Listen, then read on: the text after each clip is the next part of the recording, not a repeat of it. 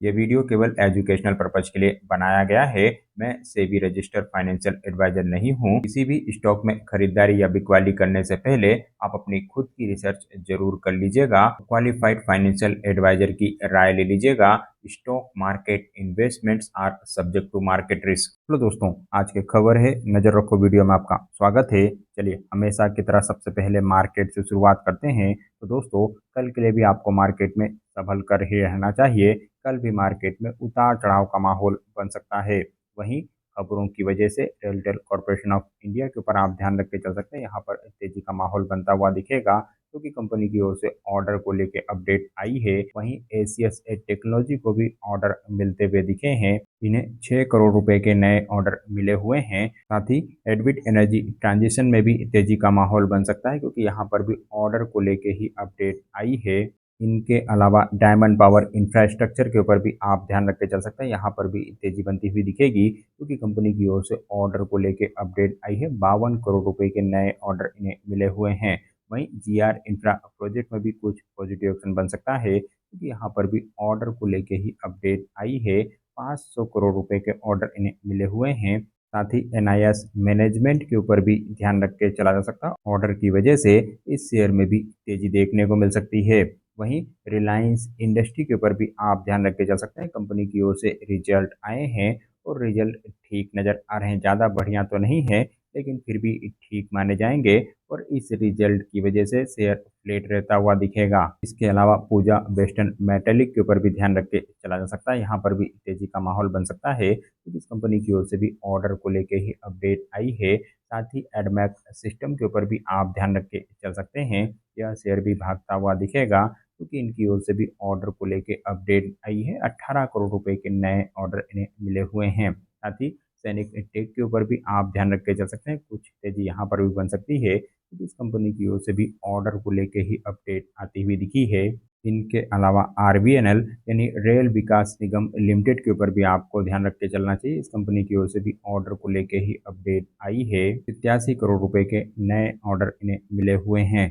वहीं कॉनकोड control system के ऊपर भी आपको ध्यान रख के चलना चाहिए। ऑर्डर का असर यहाँ पर देखने को मिलेगा और इन्हें 47 करोड़ रुपए के ऑर्डर मिले हुए हैं। वहीं रिजल्ट की वजह से फेडरल बैंक के ऊपर आप ध्यान रख के चल सकते हैं। कंपनी की ओर से फ्राइडे को मार्केट के दौरान रिजल्ट आए थे और रिजल्ट धमाकेदार रहे थे और बेहतरीन रिजल्ट की वजह से ही शेयर 10% भागा था। और मेरे हिसाब से आगे के लिए भी आप यहाँ पर बिल्कुल ध्यान रख के चल सकते हैं। साथ ही ऑनवर्ड टेक्नोलॉजी के ऊपर भी आपको ध्यान रख के चलना चाहिए। इस कंपनी की ओर से भी मार्केट के दौरान ही रिजल्ट आए थे और रिजल्ट बढ़िया नज़र आ रहे हैं। बाय ऑन बाय बेसिस पे तो धमाकेदार परफॉर्मेंस है। हालांकि क्वार्टर ऑन क्वार्टर बेसिस पे फ्लैट परफॉर्मेंस है, लेकिन बाय ऑन बाय बेसिस पे बेहतरीन रिजल्ट की वजह से कंपनी के ऊपर भी बिल्कुल ध्यान रख के चला जा सकता है। साथ ही बढ़िया रिजल्ट की वजह से ही सूरज लिमिटेड में भी हमें 12% के आसपास की तेजी देखने को मिली थी और आगे के लिए इस कंपनी के ऊपर भी आप एनालिसिस कर सकते हैं।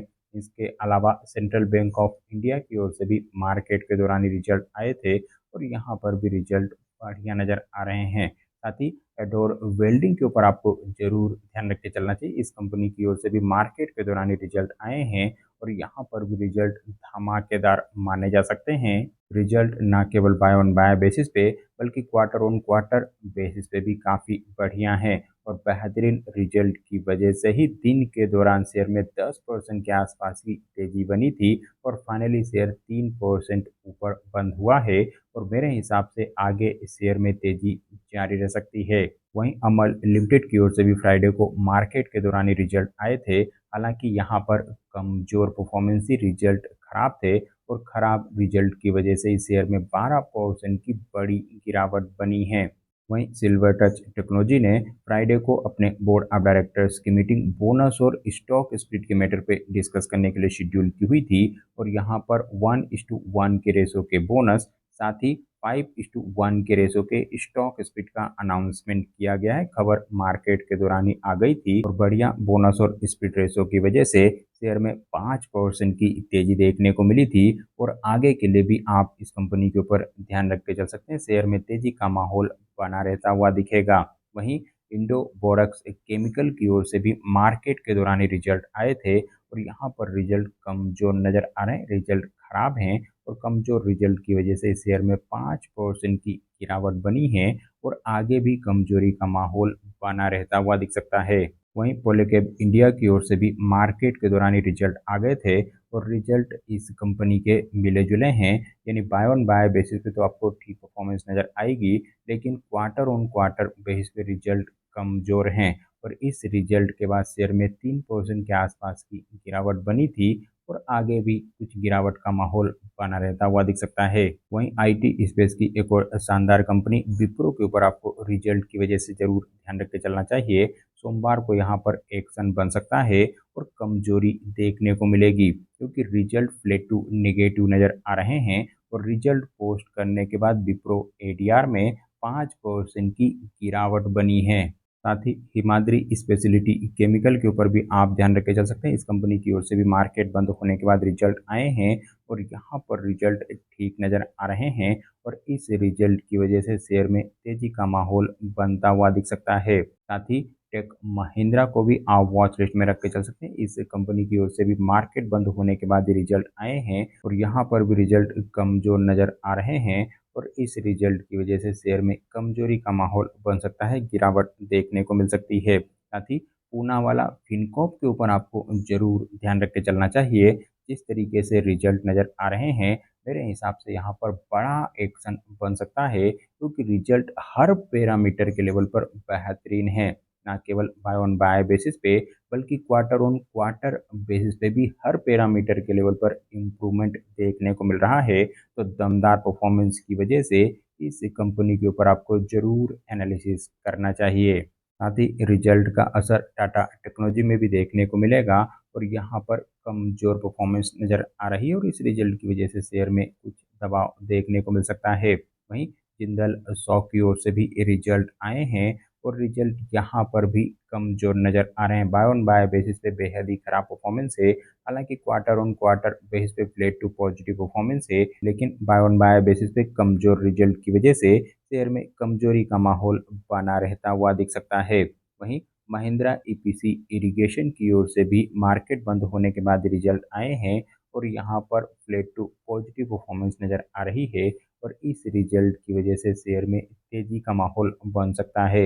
इनके अलावा जेएसडब्ल्यू इंफ्रास्ट्रक्चर के ऊपर भी आप ध्यान रख के चल सकते हैं और यहाँ पर भी रिजल्ट ठीक नज़र आ रहे हैं। ज़्यादा बढ़िया तो नहीं है, लेकिन फिर भी ठीक माने जाएंगे और इस रिजल्ट की वजह से शेयर में तेजी देखने को मिल सकती है। वहीं शोभा लिमिटेड के ऊपर भी आप ध्यान रख के चल सकते हैं। इस कंपनी की ओर से भी मार्केट बंद होने के बाद रिजल्ट आए हैं और रिजल्ट बेहद ही खराब नज़र आ रहे हैं। साथ ही कैम्बॉन्ड मटेरियल टेक्नोलॉजी के ऊपर भी रिजल्ट का असर देखने को मिल सकता है और रिजल्ट यहाँ पर भी काफ़ी कमजोर नज़र आ रहे हैं। इस रिजल्ट की वजह से शेयर में गिरावट का माहौल बन सकता है। इनके अलावा एसएमएल महिंद्रा के ऊपर भी रिजल्ट का असर देखने को मिलेगा और यहाँ पर रिजल्ट ठीक माने जाएंगे और इस रिजल्ट की वजह से शेयर में कुछ तेजी देखने को मिल सकती है। वहीं जियोजेट फाइनेंशियल सर्विसेज के ऊपर भी आप ध्यान रख के चल सकते हैं। यहाँ पर कमजोरी का माहौल बनता हुआ दिखेगा क्योंकि रिजल्ट खराब नज़र आ रहे हैं। साथ ही बजाज हेल्थ केयर के ऊपर आप ध्यान रख के चल सकते हैं। इस कंपनी की ओर से भी मार्केट बंद होने के बाद रिजल्ट आए हैं और रिजल्ट बढ़िया नज़र आ रहा है। इस रिजल्ट की वजह से शेयर में कुछ तेजी का माहौल बन सकता है। वहीं जेबी केमिकल एंड फार्मास्यूटिकल के ऊपर भी आप ध्यान रख के चल सकते हैं। इस कंपनी की ओर से भी रिजल्ट आए हैं और रिजल्ट बढ़िया माने जाएंगे। बाय ऑन बाय बेसिस पे बेहतरीन परफॉर्मेंस है।